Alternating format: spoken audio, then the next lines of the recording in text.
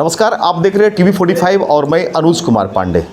आज माता भद्रकाली मंदिर में देश के शिक्षा राज्य मंत्री यहाँ पहुँचे हुए हैं और मैं आपको रूबरू कराता हूँ और कई ऐसे झारखंड की सियासत के कई ऐसे सवालों का जवाब मैं शिक्षा राज्य मंत्री से आपको दिलवाते हूँ। तो मैडम, सबसे पहले आपको हमारे चैनल में स्वागत है। चलिए, धन्यवाद। मैडम, आज चूँकि अब चुनाव का जयघोष हो चुका है और आप आज यहाँ पहुँची हैं, तो किन मामलों के लेकर यहाँ पहुँची? देखिए, माता के दरबार में हमेशा आप जानते हैं कि माँ भद्रकाली के दरबार में हमेशा आना होता है। जब कभी भी माँ का बुलावा आता है तो किसी भी समय, और आज भी इसी निमित्त माता के यहाँ पूजा करने, माता के दरबार में हाजिरी लगाने और सभी के सुख शांति समृद्धि की कामना के लिए माँ के दरबार में आए थे। निश्चित रूप से माँ से ये प्रार्थना है, हमेशा माता का ध्यान रहता है, आशीर्वाद रहता है। आने वाले समय में भी पूरे देश में सुख शांति समृद्धि हो, माता से यही प्रार्थना है। कोडरमा लोकसभा के आप प्रत्याशी भी हैं, किस तरह कैसे देखते हैं कोडरमा लोकसभा कितना आसान इस बार होगा?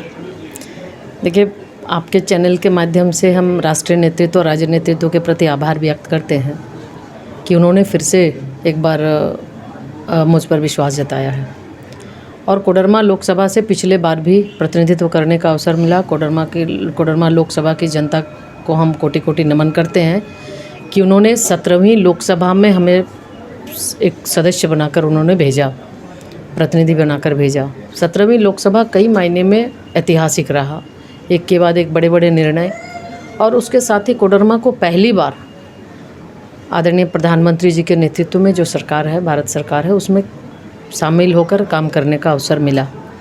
तो ये पहली बार हुआ, तो यानी कोडरमा की जनता का अपार स्नेह, सहयोग, आशीर्वाद रहा और उसी के वजह से भारत सरकार में भी एक मंत्री के रूप में काम करने का मुझे मौका मिला।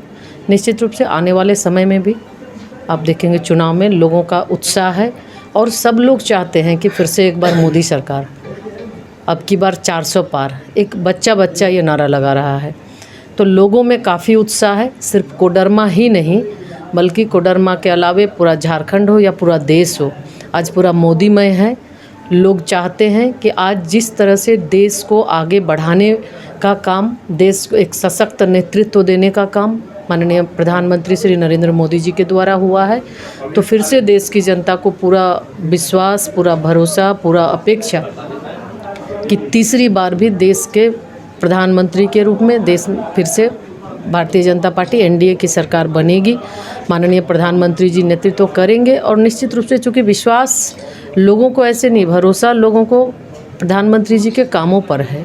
आज भारत की स्थिति अगर 14 के पहले अगर आप देखेंगे, 14 के पहले की क्या स्थिति थी, आज क्या स्थिति है। आज भारत विश्व में डंका बजा रहा है। आज भारत की स्थिति मजबूत और एक दमदार नेता के रूप में आदरणीय प्रधानमंत्री जी हैं, विश्व के सर्वाधिक लोकप्रिय नेता के रूप में हैं। और विश्व जब कभी भी कोई ऐसी बात होती है तो विश्व की निगाहें भारत पर टिकती है, भारत के प्रधानमंत्री क्या बोलेंगे। यानी विश्व में एक भारत का बहुत ही दमदार उपस्थिति हुई है, बहुत ही मजबूती के साथ आदरणीय प्रधानमंत्री जी देश का नेतृत्व कर रहे हैं और लोगों का, इसलिए लोगों का विश्वास है कि आज जो 2047 का विकसित भारत का जो संकल्प माननीय प्रधानमंत्री जी ने लिया है, उस संकल्प को सिद्धि तक पहुंचाने के लिए देश की एक एक जनता माननीय प्रधानमंत्री जी के साथ है। महागठबंधन इस बार जो है वो ये कर रही है, एक साथ चुनाव लड़ रही है, इसका कोई असर? आप देख रहे होंगे कि आज उनकी क्या स्थिति हो रही है, एक एक करके वो दरक रहे हैं, कोई गठबंधन कोई निर्णय तक पहुंच नहीं पा रहे हैं। यानी उनको अपने आप में कोई कॉन्फिडेंस है ही नहीं, वो देख के वो घबराए हुए हैं।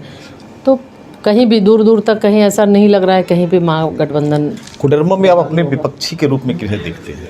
कहीं नहीं है, सीधा सीधा वहाँ जनता है और जनता मूड बना चुकी है कि फिर से एक बार मोदी सरकार और भारतीय जनता पार्टी को मजबूत करना है। और इस बार हमें लगता है पिछले बार का भी रिकॉर्ड तोड़ने के लिए कोडरमा की जनता संकल्प ले चुकी है, इसलिए कहीं दूर दूर तक कोई नहीं है। लोगों में चर्चा है कि JB केसस आपके पीछे चल रही है। इसलिए तो हमने बताया कि दूर दूर तक कहीं किसी की चर्चा नहीं है। बिल्कुल कोडरमा की जनता जानती है कि देश का नेतृत्व करता जो है, आज देश को किस तरह से सिर्फ भारत ही नहीं विश्व में सबसे ज़्यादा मजबूती के साथ आज भारत की स्थिति, पहले भारत की स्थिति अगर आप 14 के पहले का तो लोग बहुत हेय दृष्टि से भारत को देखता था, लेकिन आज पूरे विश्व के पटल पर भारत अपनी दमदार उपस्थिति दर्ज कराया है। आज G20 समिट में आपने देखा कि भारत उस पोजीशन में है कि जो एजेंडा भारत ने सेट किया वो पूरे विश्व के जो G20 देश के लोग थे, एक स्वर से एक मुश्त से उन्होंने उसको सर्वसम्मत से पारित किया। तो ये आज भारत की ताकत है, भारत की स्थिति है। इसलिए आम जनता, युवा और माननीय प्रधानमंत्री जी ने जो संकल्प लिया है विकसित भारत का, उसके 4 आयाम हैं: महिला, युवा, किसान और गरीब। इन चारों को आगे लेकर माननीय प्रधानमंत्री जी विकसित भारत को का संकल्प को सिद्धि तक पहुंचाने का निर्णय लिया है। और इसमें सभी लोग सामूहिक रूप से जो सबका साथ, सबका विकास, सबका विश्वास की बात हम करते हैं, निश्चित रूप से उस मंत्र के साथ सभी लोगों का विश्वास, भरोसा देश के यशस्वी प्रधानमंत्री जी पर है। तो इसलिए निश्चित रूप से हर आप कोडरमा लोकसभा के साथ साथ पूरे अगर झारखंड प्रदेश में देखेंगे तो सभी 14 का 14 NDA गठबंधन को मिलने जा रहा है। जब जयप्रकाश भाई पटेल जैसे लोग थोड़ा सा ब्रीफ कर दीजिए। 400 पार का नारा में जयप्रकाश भाई पटेल आपके साथ नहीं, ऐसे में आप कैसे करें? देश में जो 400 पार का नारा माननीय प्रधानमंत्री जी ने दिया है, एक जनता ने गांठ बांध लिया है और सब लोग सपोर्ट कर रहे हैं। सभी लोगों का हम लोगों को सहयोग मिल रहा है और निश्चित रूप से भारतीय जनता पार्टी 370, NDA 400 पार।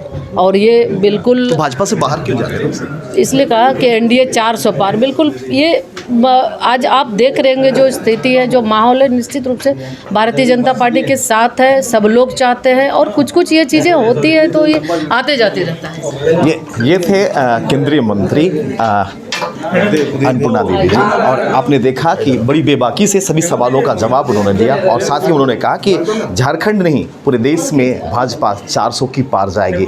निश्चित मानिए जो भारत ने संकल्प लिया है, भाजपा ने संकल्प लिया है, संकल्प दोहराया जाएगा और फिर से मोदी सरकार हमारे देश में काबिज होगी। धन्यवाद। चतुर पांडे।